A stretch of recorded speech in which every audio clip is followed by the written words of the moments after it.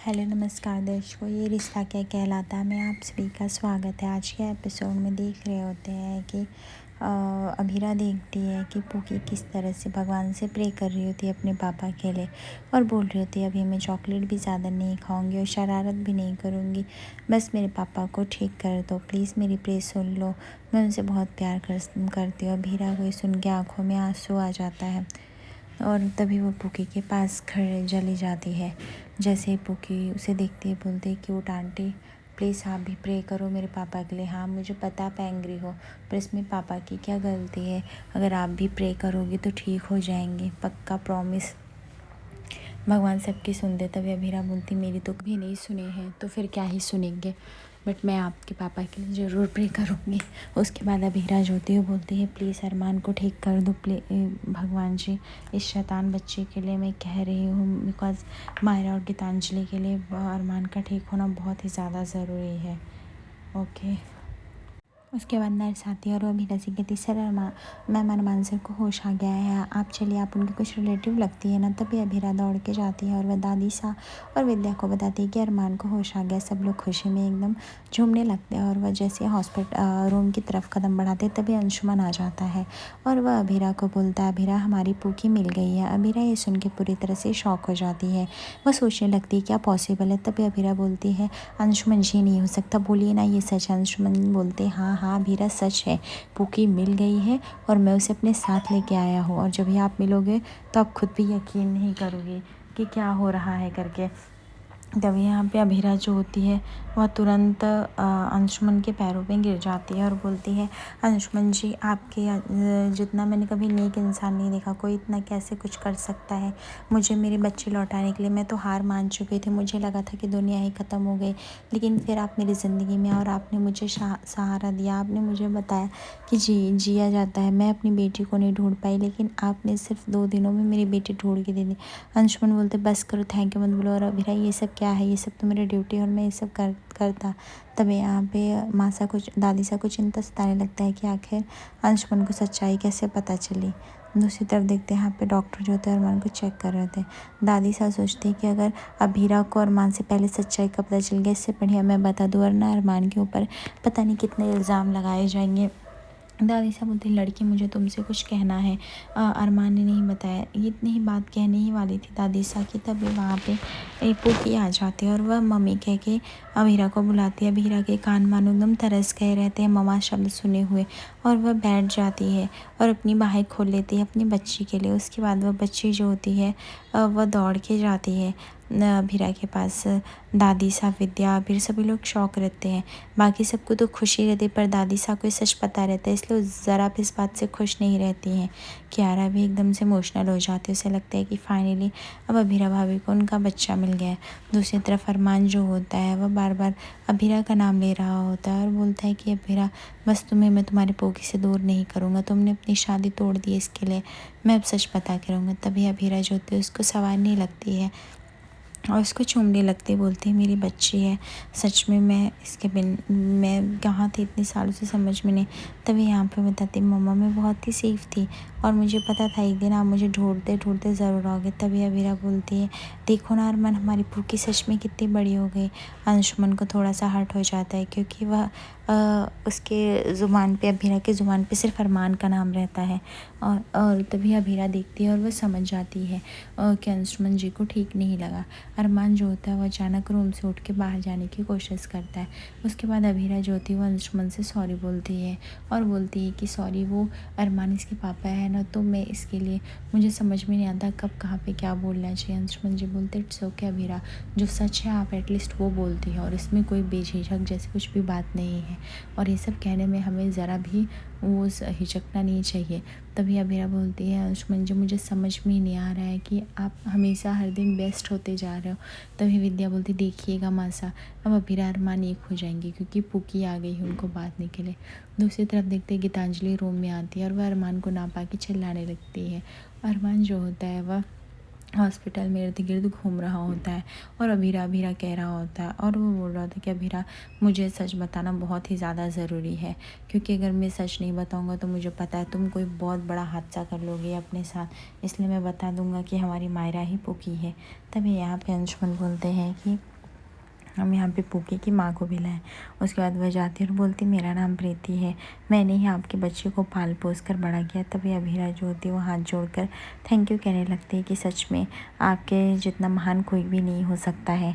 जो आपने किया है मेरी बच्ची के लिए वो मैं बता नहीं सकती हूँ। इतने सालों तक आपने मेरी बच्ची को सेफ रखा। तभी प्रीति बोलती है, हाँ, क्योंकि मुझे लग रहा था एक दिन उसकी माँ ज़रूर आएगी उसे लेने के लिए। हालांकि मुझे इस बच्चे से लगाव है, पर मुझे खुशी होगी अगर एक माँ और बच्चे का मिलन होगा। दादी सा को ये औरत पूरी तरह से फेक लगती, क्योंकि दादी सा को पता है कि असली पुकी कौन है, बट वह किसी तरह सामने नहीं बोल सकते। तभी औरत बोलती है कि मैं वैसे तो अमीर नहीं हूँ, मैं हमेशा एक गरीब फैमिली से ही थी, तो इस बच्चे को जितना हो सका अपना रुपया खर्चा करके पढ़ाया लिखाया, अच्छे संस्कार देने की कोशिश की, और वही किया मैंने। मुझे बस इस बच्चे से बहुत लगाव हो गया है, लेकिन मैंने इसे अच्छे से समझा दिया और वो समझ भी गई है उसकी मम्मा कौन है। बस मुझे थोड़े दिन मिलने दिया कि जो उसके बाद मेरी भी आदत हो जाएगी तो फिर मैं आपकी लाइफ में नहीं आऊँगी। तभी यहाँ पे अंशुमन जी कहते हैं कि सच में प्रीति जी, वाकई में अपने बच्चों को तो सभी प्यार करते, दूसरों को बच्चों को इतना प्यार कहाँ कोई करता है। आपका दिल तो सच में बड़ा है, बहुत बहुत ही ज़्यादा बड़ा। तभी यहाँ पे प्रीति बोलती, मैं तो गरीब हूँ, मैं कहाँ से इतना कुछ कर पाती, जो भी था खाने पीने से लेके एक अकेली औरत थी मैं, तो वो सब मैंने किया, और इससे ज़्यादा क्या ही करती। आप ही बताइए अभीरा जी। और वैसे भी इसमें आपकी झलक मिलती है, सच में आप इतनी अच्छी हैं, आप इतनी प्यार साथ करते हैं, मैं समझ नहीं सकती कैसा होता। तभी अंशुमन बोलता है कि अरे बस करिए, आपने इतना सब कुछ सहा है, इसके लिए हम आपको कुछ फाइनेंशियली हेल्प करना चाहते हैं। उसके बाद अंशुमन जो होता है तुरंत चेक निकालता है और साइन करने लगता है।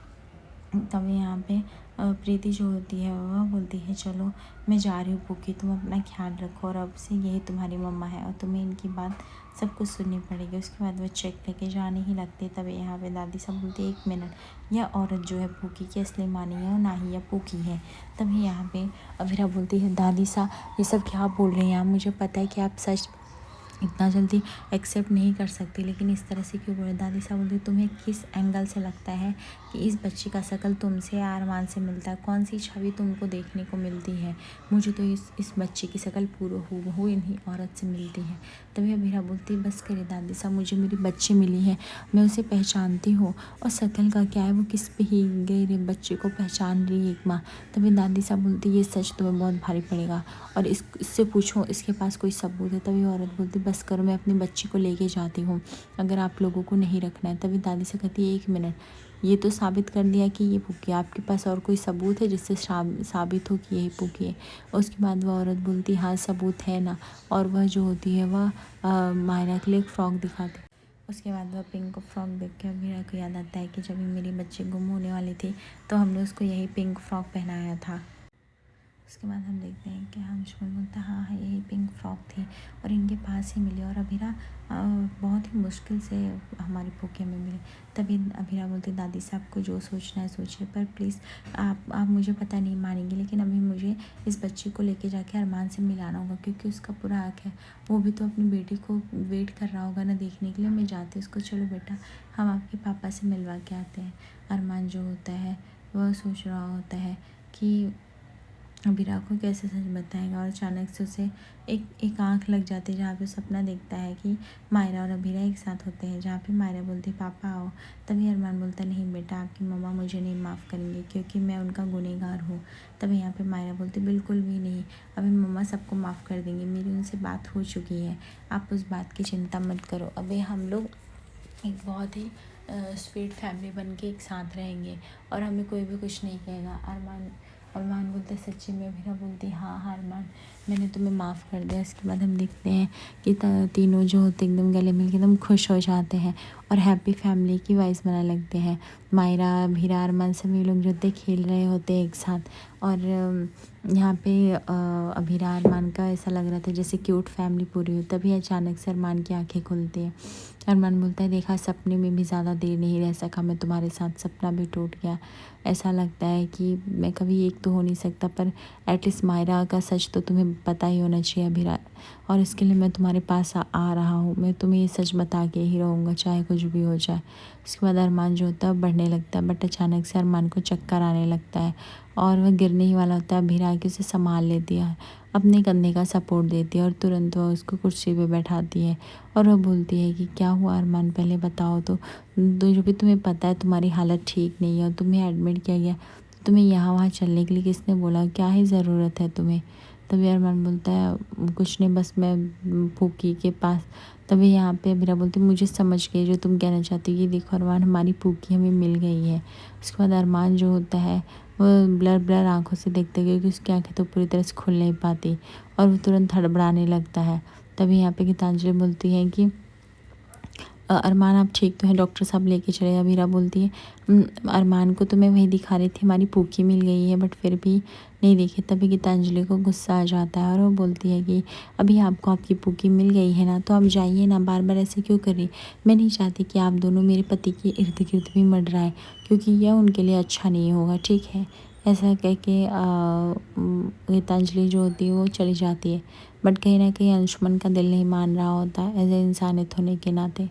तब उसके बाद अभीरा जो होती है किस तरह इग्नोर करते हैं गीतांजलि के बाद। गीतांजलि बोलती है इफ़ अगर कुछ भी रहा तो हम बताएंगे, लेकिन अदरवाइज़ आपको नहीं मिलना है। आपको और आपकी बेटी जितना दूर रहेंगी मेरी लाइफ उतनी ही अच्छी रहेगी। दूसरी तरफ देखते हैं यहाँ पे अरमान जो है कॉन्स्टेंटली सो रहा होता है।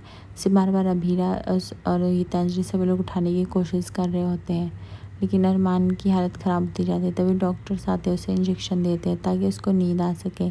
दूसरी तरफ हम देखते हैं कि यहाँ पे सभी लोग अभीरा का वेट कर रहे होते हैं।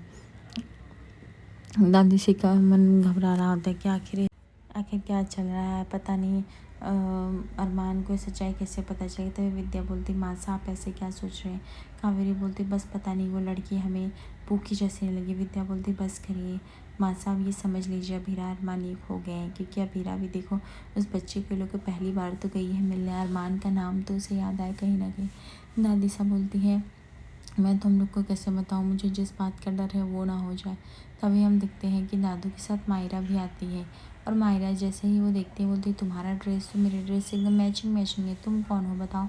तभी वो बताती है कि मैं पूकी हूँ। तभी यहाँ पे मायरा बोलती है अच्छा क्यूट आंटी की भी एक पूकी थी, वो बहुत ही छोटी थी पर कहीं गुम हो गई। उसके बाद अबीरा बोलती नहीं मुझे सच में पूकी मिल गई, ये मेरी बेटी है। फिर उसके बाद मायरा बोलती वाह बहुत ही अच्छा है, नाइस टू मीट यू।